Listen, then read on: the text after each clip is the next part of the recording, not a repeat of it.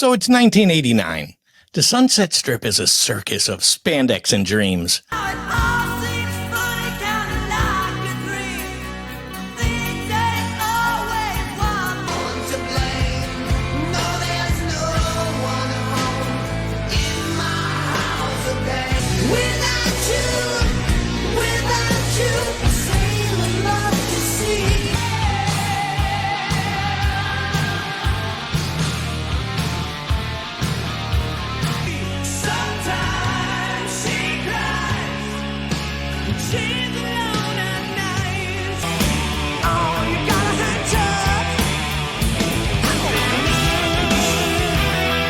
But some bands never escape the club stage. This is Headbangers History, where we dig up metal's buried treasures.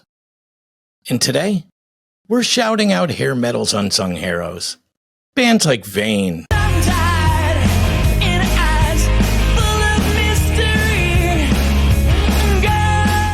Tyketto,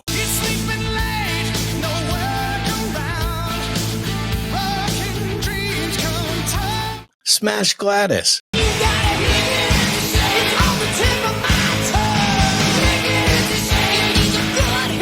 Why'd they flop? And why aren't you subscribed? Smash the red button. Join the glam underground, cause I'm such a hair metal fan. Let's crank up the Forgotten. Much the final nail in the Skeleton Crew coffin. During our time as a band, we never got to record any songs, or go on tour, or play any sold-out shows, or any other cool band-type stuff like that. But you know what we did do? We made t-shirts. A lot of them, actually, and sold them to local kids. So welcome to Headbangers History, the show that rocks metal's lost tales. I'm Fred Carroll, your guide to the 80s hair metal scene that never got its close-up. We wanted to see what happened. So. It was either going to work or we were going to kill each other in our sleep. One of the two. I think we also kept in mind the idea that if there was somebody that wasn't working out under that particular set of circumstances, that they wouldn't be right for the band anyway. While Motley Crue and Poison ruled MTV, hundreds of bands shredded in LA dives, chasing stardom. Some, like Vain, sold 50,000 copies of No Respect with no radio play.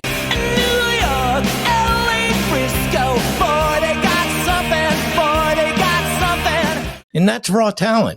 These unsung heroes had the riffs, the looks, but they didn't have the luck. Drop a comment. What's your favorite obscure hair metal band? Let's give them their due. So why'd these bands stay in the shadows? This is what happens when you dummies try to think.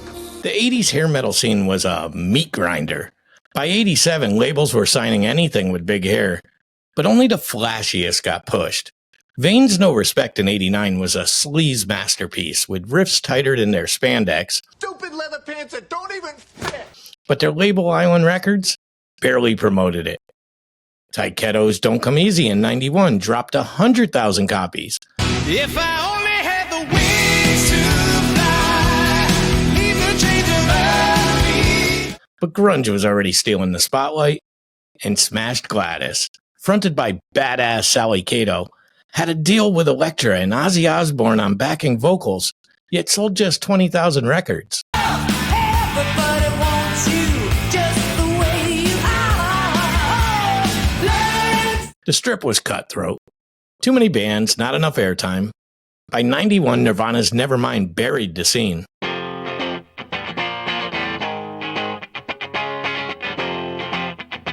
But these bands, they're gold. If you want proof, hit that like button. It tells YouTube to resurrect these legends. So let's meet the unsung Vikings and kings and queens. Vain from San Francisco dropped No Respect. Think Motley Crue with darker edge. Their single Beat the Bullet got 10,000 MTV spins, but no chart love. Tyketto, New York's melodic masters, had Don't Come Easy with journey-level hooks. It hit 100,000 sales, but their 91 timing was cursed by grunge. Grunge is a subgenre of alternative rock that emerged in the late 1980s and early 1990s, primarily in the Seattle music scene. It is characterized by its raw and distorted sound, heavy guitar riffs, angsty lyrics, and a generally rebellious and nonconformist attitude. Grunge music is often associated with bands like Nirvana, Soundgarden, Alice in Chains, Pearl Jam, who gained significant popularity during the 1990s. These bands, along with others, helped define the grunge sound and style.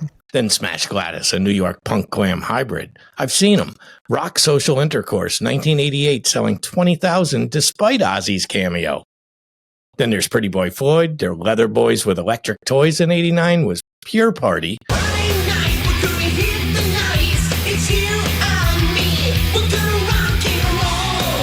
Sold 75,000, but MCA Records dropped the ball. These bands lived the dream. Clubs, groupies, hairspray. But they never broke through. Posts on X still rave about Vane's raw power. So let's talk about a little hair metal trivia. Test your knowledge of these forgotten heroes and flex in the comments. Question 1. What was the name of Vane's debut single that MTV played to death? Question 2. Which Smash Gladys album featured Ozzy Osbourne on backing vocals? And question 3. What year did Tyketto release Don't Come Easy? Drop your answers below. These bands inspired modern glam acts like Steel Panther, 1987, I never want to leave you.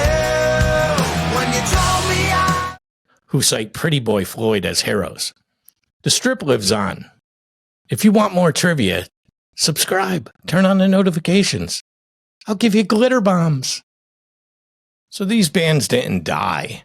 They just went underground. Vane still tours small venues, with fans on Reddit calling No Respect a masterpiece. Tyketto's Danny Vaughan keeps dropping solo gems, and Pretty Boy Floyd played 2023's Monster Rock Cruise to 5,000 fans. In 2024, glam revival acts like Crash Diet,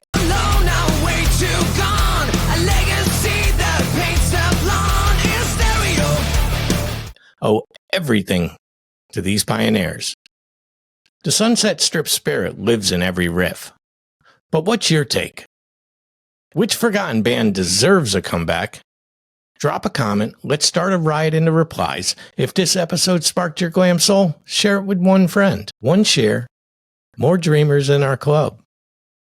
Let me keep doing this. I love doing Headbangers History. I love talking to you guys. So that's it. That is it for this episode of Headbangers History. These unsung hair metal bands rocked hard, but never got their crown. If you love this, you know what to do.